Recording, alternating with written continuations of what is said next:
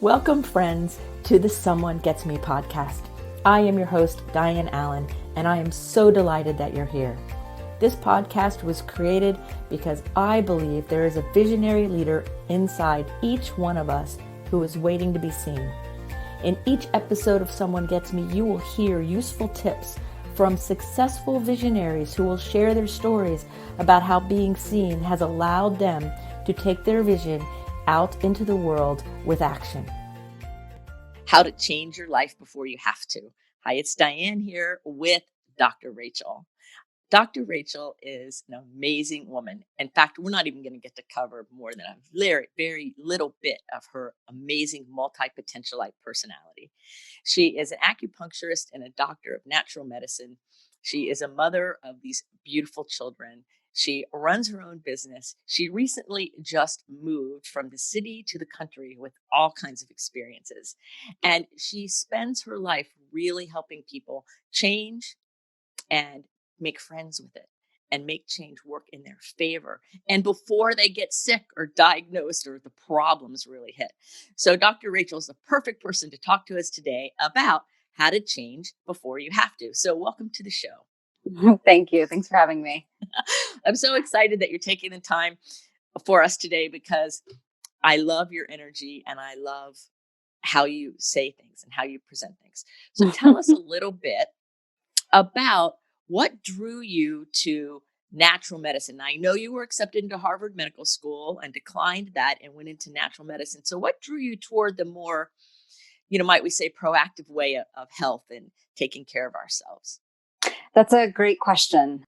I actually shadowed a few physicians in different specialties before I made my final decision. A few surgeons, a pediatrician, gynecologist, and I pretty quickly realized that they spent far more time shuffling around and doing paperwork and writing prescriptions than interfacing with patients.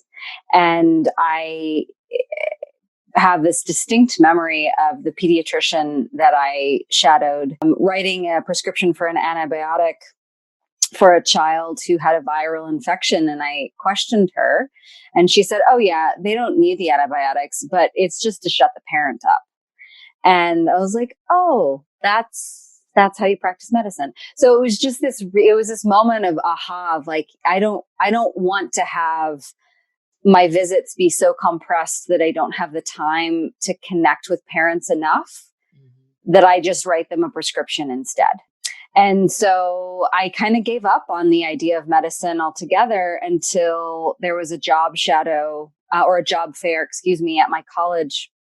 And a few of the naturopathic colleges were there and spoke about naturopathy and midwifery and all of these things that really were appealing to me. And when I did more research, I realized that the curriculum was very extensive and that I would be learning the same hard skills, but that I would get a lot of training in herbal medicine and physical medicine, food as medicine, movement, homeopathy.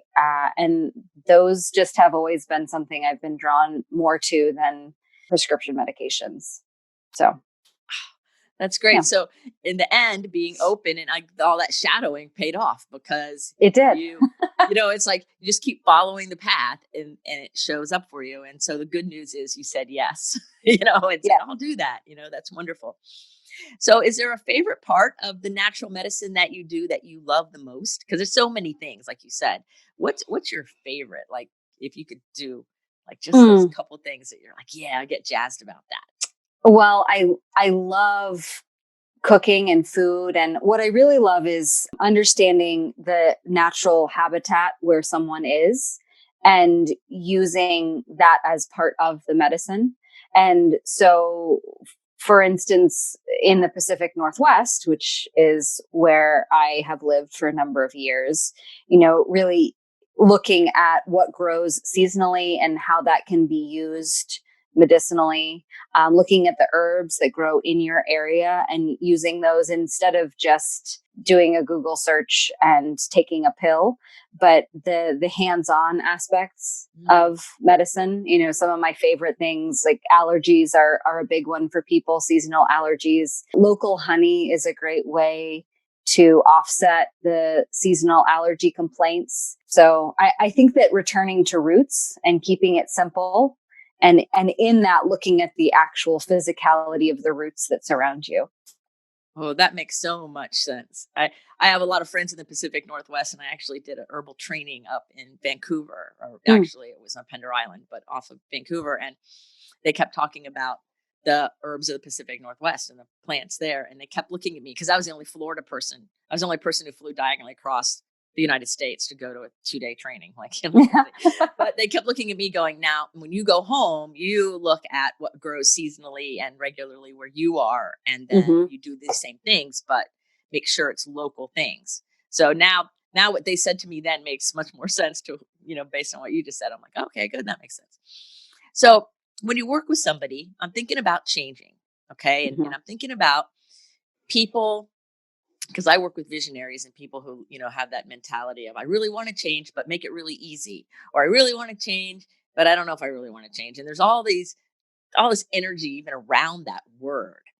And so I'm thinking about the difference between changing in the allopathic medicine world of, oh no, I have a diagnosis, so I better change. Or my blood cholesterol is too high, or my blood pressure went too high. So it's either pill or change or both. And the way you would look at it, which seems to be a little bit more rooted and grounded. So if somebody was saying, maybe I need to change, but they want to change before there's a problem, what would you suggest that they start with? Or how would they start thinking? Or what would be the platform to shift from wait till there's a problem to saying, what do I do first? Yeah. So one thing is identifying whether or not you actually want to make the change or you think you should make the change. Because that has a huge bearing on success. Because if you're really wanting to make the change and it comes from a place of excitement or a place of embracing health, then we can play with it a lot more. If it comes from a place of, I should do this, it takes on a very different tone. And it's almost like this consequence. I'm bad. I need to change. And so starting there and understanding the desire for change, where it's coming from, and what you think the end result of that change will be.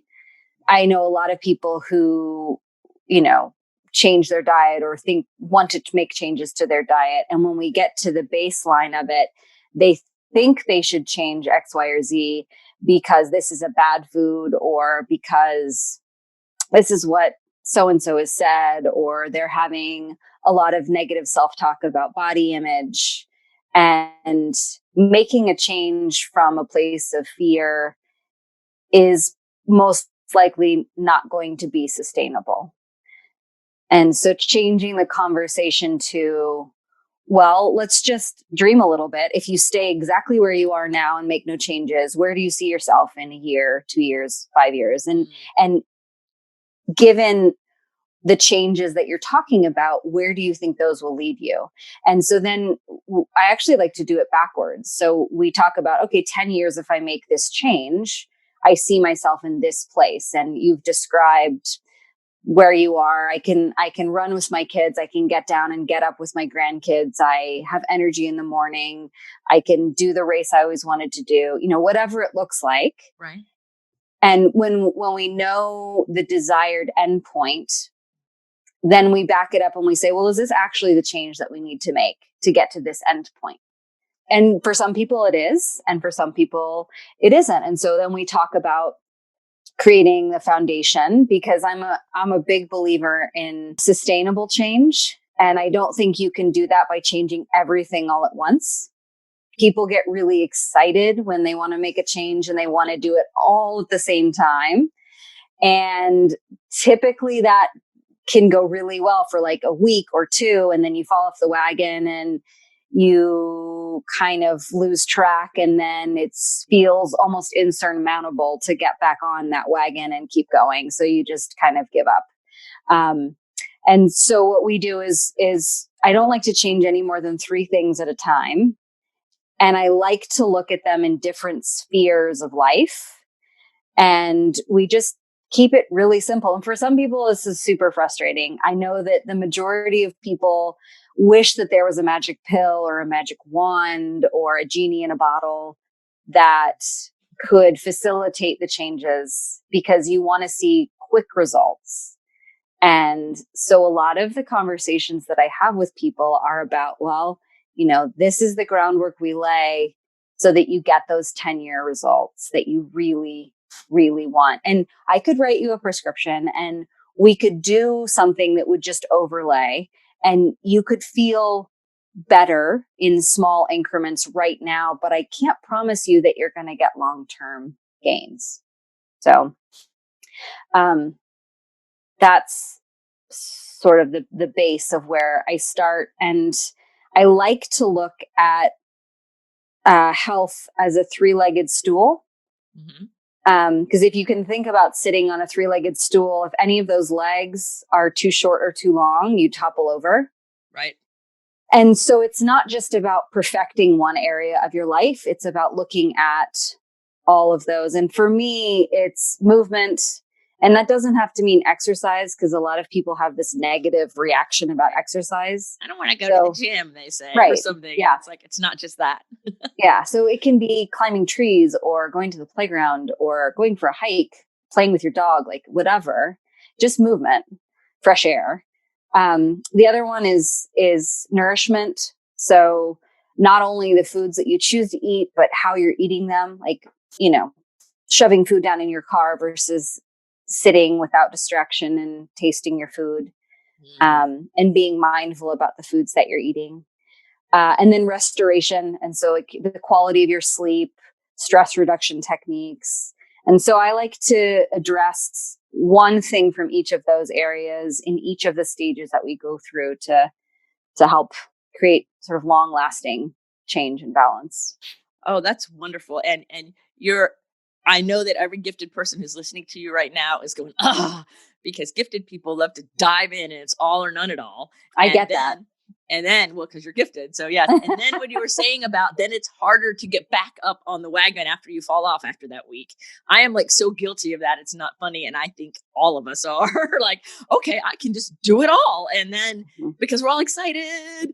And then it's like, and then when whatever happens, it gets in the way. Usually it's just some menial thing too. It's nothing big.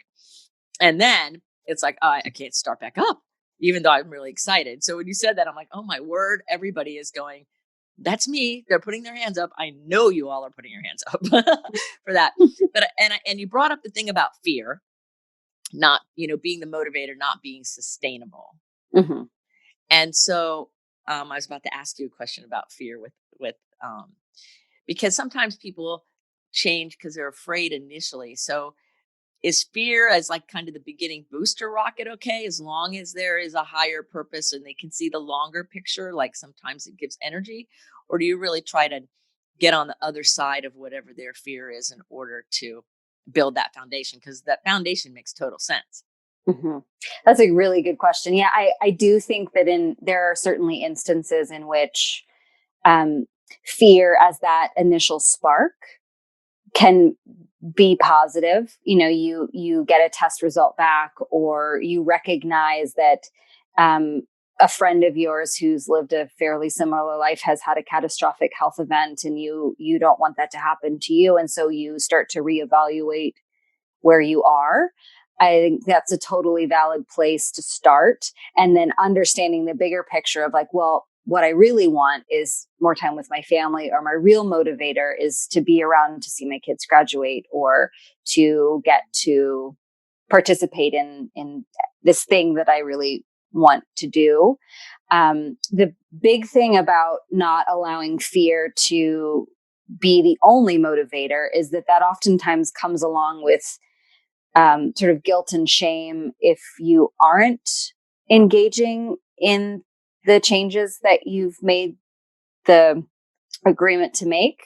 So if you are able to come from more of a space of loving kindness or understanding, or like I'm doing this for myself and I'm doing this for other people. And I recognize that they're, like anything in life, will be ups and downs in the process.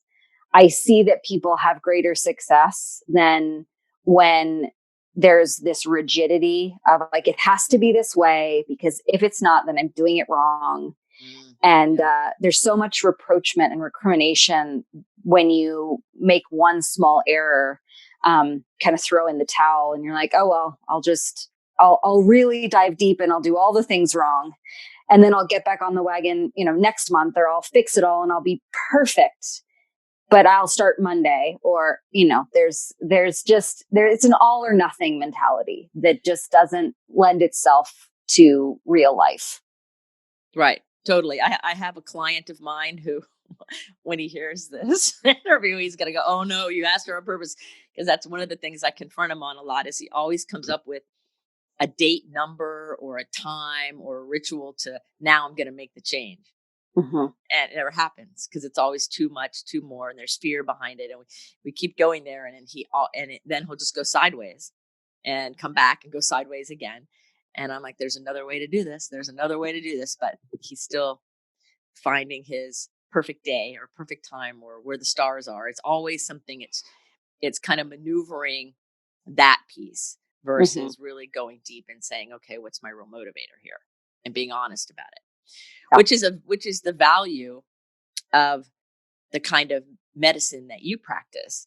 Because like you said in the beginning, you want to spend time with the person you're working with and actually hear and understand what's really going on and where they are, so that there's a higher probability of success, because it's just not some random pill being thrown or some random idea. There's foundation to it that matters.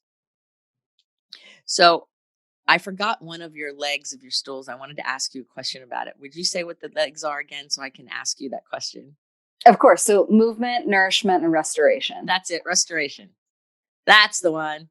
I love the movement and nourishment one, but the restoration one, and I know that has to do with sleep and all of that, and like the body being able to restore itself.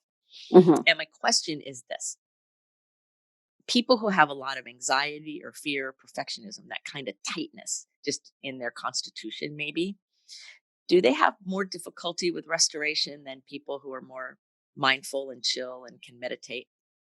Do you see a correlation at all? Yeah. And I wouldn't say that those individuals who have a tendency towards anxiety don't already try meditation, but it's one of those things where they're like, I can't sit still. There's this internal restlessness. And I know that I have definitely through the years, because of watching the patterns of my parents, and also just from my own needs, have been very guilty of filling the space.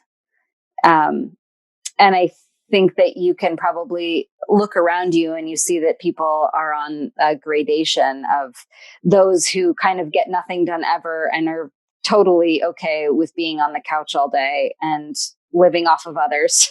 Right. And then there are the people who are on the opposite end of the spectrum, who are the extreme doers and caretakers and never sit down and are always looking for more to take on.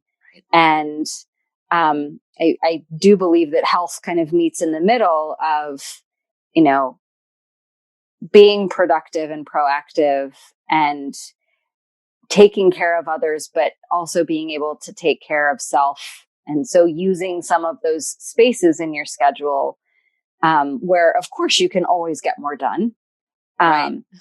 But allowing yourself to actually use some of those spaces intentionally to do a little bit of nothing. Read a book for pleasure, or if you enjoy baking, doing that while you watch a mindless show or listen to a podcast.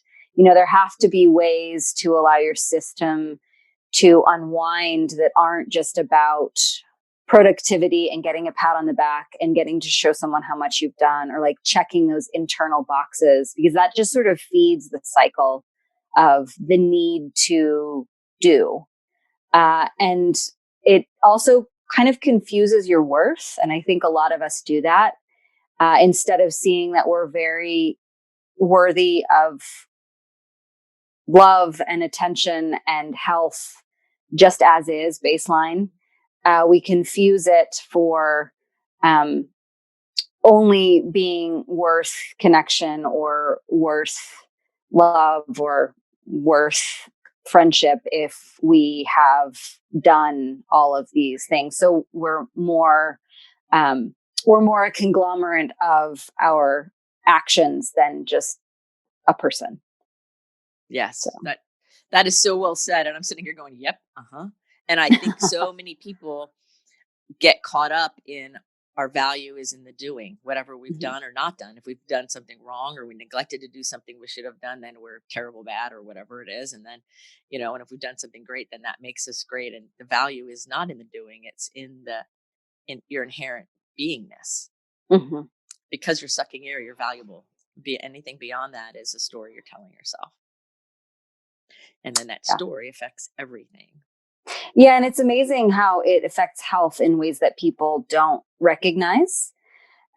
So for some patients, I have very frank conversations with them and say, I can help you. And there are herbs that we can talk about, and there are things that we can put in place to help to offset the anxiety and the stress and the adrenal burnout and everything that you're going through. But if you're wanting to really look at this from a natural medicine perspective and treat the root, the thing you need to do is change your job. Or the thing that you really need to do is, break ties with this relationship that's clearly unhealthy. And for some people, it's not so much about medicine as it is about being comfortable enough in themselves to finally say, I'm more important and my health is more important than upsetting this person or letting these people down. And that's really hard for a lot of us. Yes. Especially, I think that happens a lot with women because we're enculturated to put everybody else first. Now people are waking up a lot more spiritually and emotionally and mentally, but that is a big part of our culture. And it's a real error because there's a lot of negative consequences people pay with their physical health based on these belief systems and the energy of these different emotions.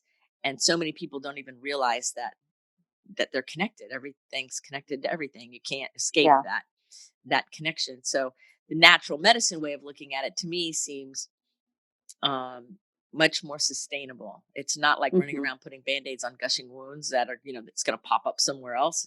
It allows a flow of the being to live more fully, and have a more rich and full life.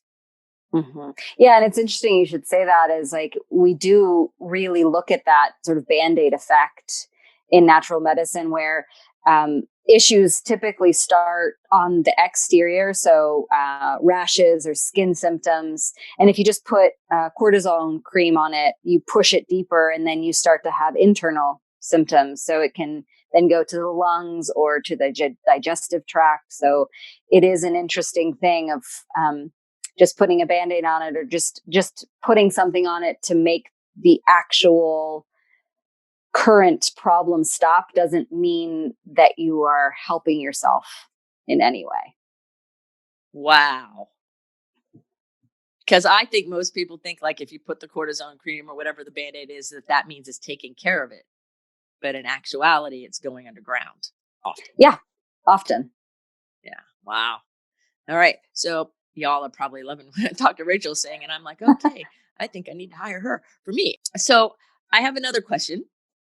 I have lots of questions. One is, if somebody's listening to us right now and they're like, yeah, I know I need to change, but I don't really want to change, but I know I need to change. But they're kind of willing in their mind because now you're convincing them with what you're saying. If they're not convinced now with what you've said, then, they're not ready yet. What would be a good place to start? What would be a step one for somebody like if they say, okay, I really need to make a change in the way I take care of myself? What would be something that is doable and manageable that somebody could do just to kind of get started? I think the first thing is find a partner. So someone who you trust, that is willing to hold you accountable. Because if you create the change or the idea for the change, or you make the agreement in a bubble with yourself, it's really easy to let the bubble just float away if it's not working. And so if it's a friend, or if it's a trained professional, or if it's your partner, find someone who you can say like, hey, I've got this thing. I've really been wanting to change it. I'm having a really hard time. I'm going to start by, say, it's increasing your water intake. People discount how important drinking enough water is. So I'm making a commitment to drink 60 ounces of water a day.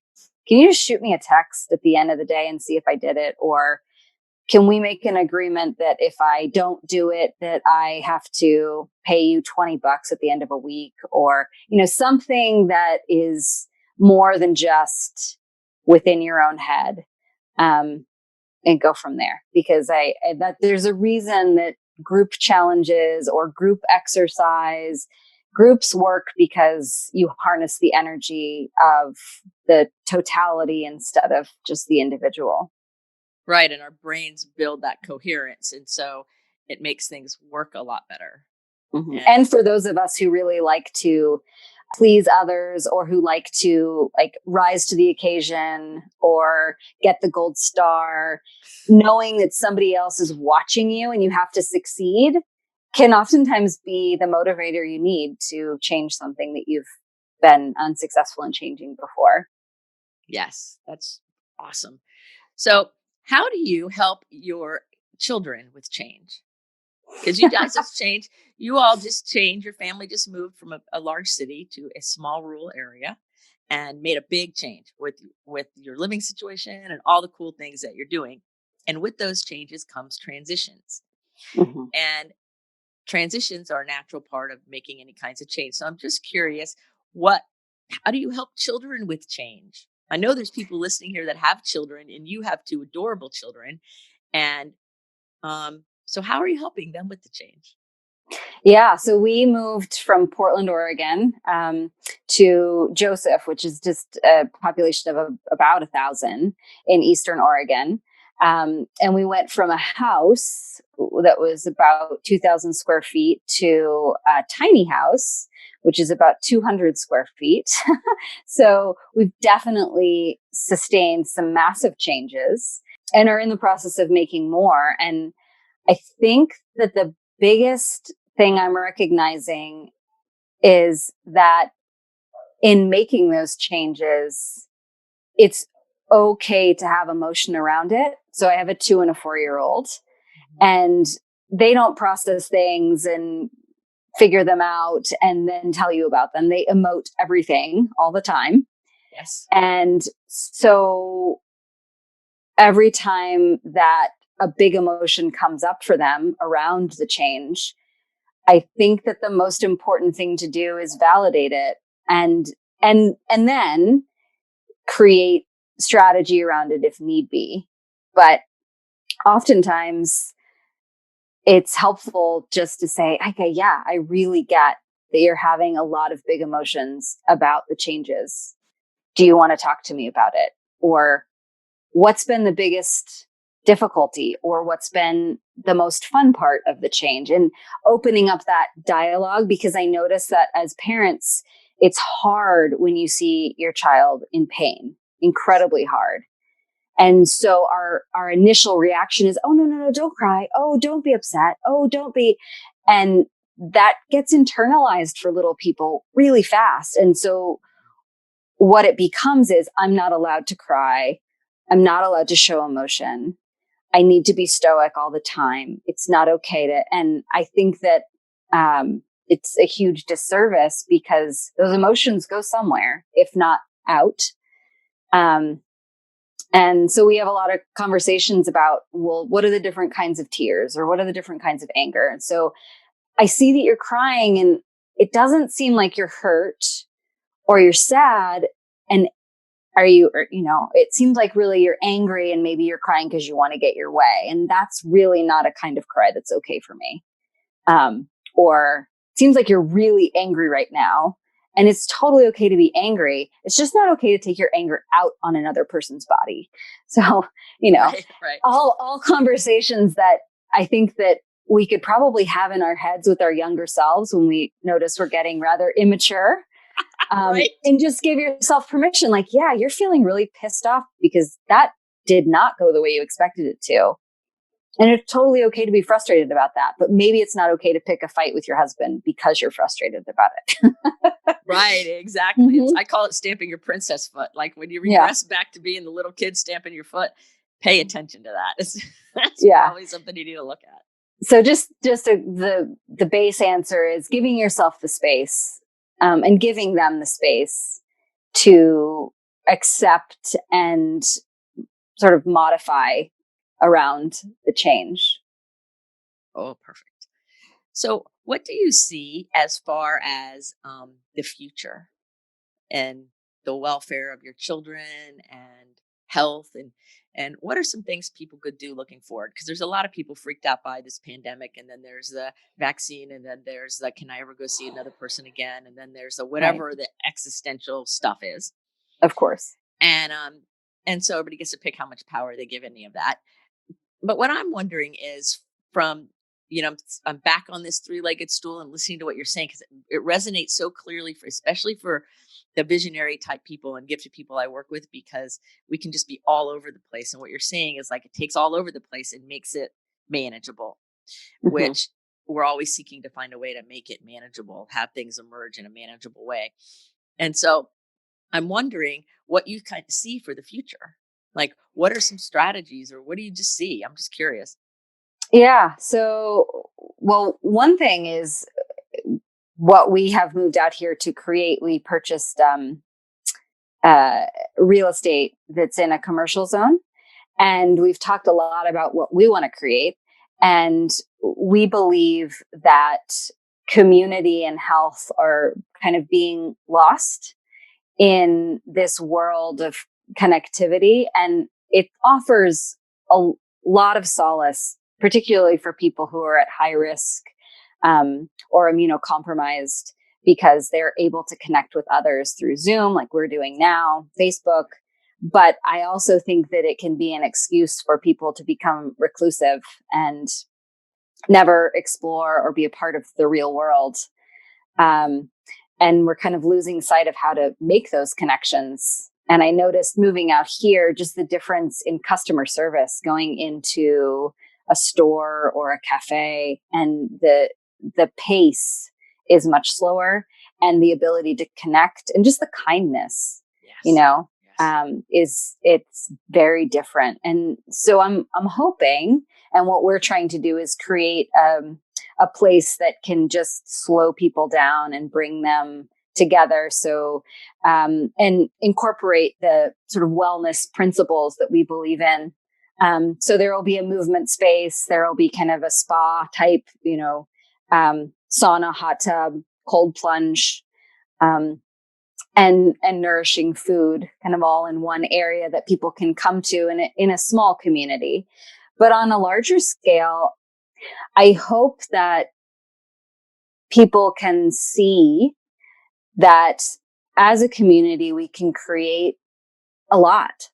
But the more divisive that community becomes, or the more judgmental or polarized, the less we're able to create and the more destructive it all becomes. And so whether you choose to wear a mask, not wear a mask, how you choose to wear a mask, what your ideals are behind vaccines, pro or con, I hope that we can stay open enough to realize that everyone is making choices based on really what they feel is best for them, and everyone's doing their best.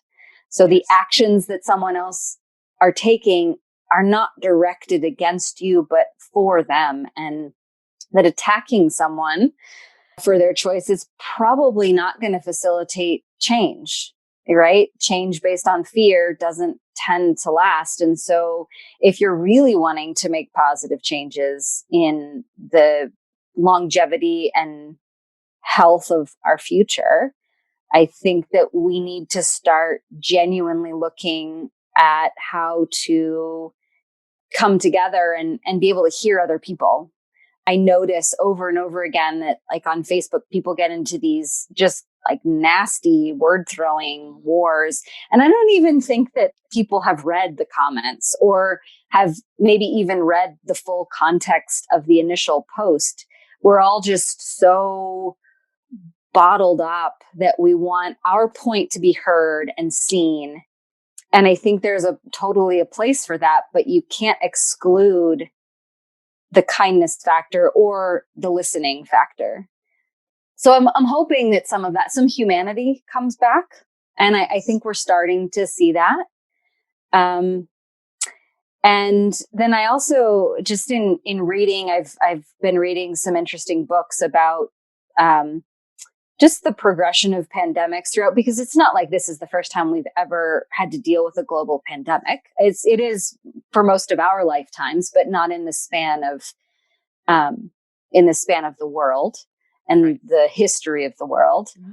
And so just looking back at what really separates those who are able to survive and thrive and those who are not. And we've given a little bit too much power over to the medical model. And we think that a vaccine or that the words that are told to us or the specifications of 6 feet and N95 masks are somehow going to protect everyone. And I am a big believer in the, so Louis Pasteur, I'm sort of sidetracking here, but he's given credit for really being the founder of the idea of vaccines. And if you do some research on him, he's actually a winemaker. And his main passion was in understanding how to keep the grapes from getting sick so that he could, make good wine. And if you do a little bit of reading about him, he's really known for saying it's more about the soil. So it doesn't matter what you spray on your grapes, and it doesn't matter what you do to them. If you don't plant them in soil that is rich in what they need, they're not going to thrive. And I think that we're discounting the soil in the way that we're approaching medicine right now. And so the soil being our own health. So are you taking care of your body in the ways that are going to allow you to thrive? Because 20 different people can be exposed to COVID-19, just like 20 different people can be exposed to measles or rubella. And people will survive and thrive, and others will get sick and potentially have complications or die. And I believe that it's the soil that's going to separate out those components. Yeah, that's very well said. And that analogy makes perfect sense. And I think we're starting to see that play out as time goes on. So that's wonderful. So if you're really loving what Dr. Rachel is saying, like me, all her contact information is in the show notes for you so that you can follow her on social media when she enters back into the social media world. And the neat thing about Dr. Rachel is that she's really dedicated and committed to everything she's talking about and more. But I'm paying attention to the time. And I have one last question before we end the show. And that is, if we were going to have a billboard that the whole world was going to see that had your name on it, your quote, what would it be? Oh, goodness. My quote. Well, the thing that I always say to my kids is, if you can be anything, be kind. There you go. I guess that's it. That's a great one. If you can be anything, be kind. That's the quote of the day from Dr. Rachel. Now, is there anything on your heart that you wanted to share with everybody that I didn't ask you about or came to mind? I just want to make sure that we've covered everything that's on your heart. No, I just, I'm guessing this will air sometime in the January sphere of setting resolutions and then beating yourself up for not seeing them through. And if you're hearing this and you've committed to doing something that you fell off the wagon doing, you are human. Give yourself some compassion and get back up, and know that starting smaller is oftentimes a way bigger reward. Perfect. That's really good advice. Thank you so much. Well, I want to thank you, Dr. Rachel, for being on Someone Gets Me with me today. I loved everything you said. I will be listening to this podcast myself more than once. So thank you very much for being here. Of course. Thank you. So remember, everybody, to keep your face to the sun so the shadows fall behind you. You're a rock star. You are here on purpose with a purpose. So go out there, live your best life, fertilize that soil, as Dr. Rachel says, and make sure that until the next episode of Someone Gets Me, you're happy, you're well, and you smile. See you then. Thank you for listening. I trust you gained some valuable inspiration and information. Please join me and other visionaries in the Someone Gets Me Facebook group. Or for more information on my services and additional episodes, visit someonegetsme.com. Again, thanks for listening.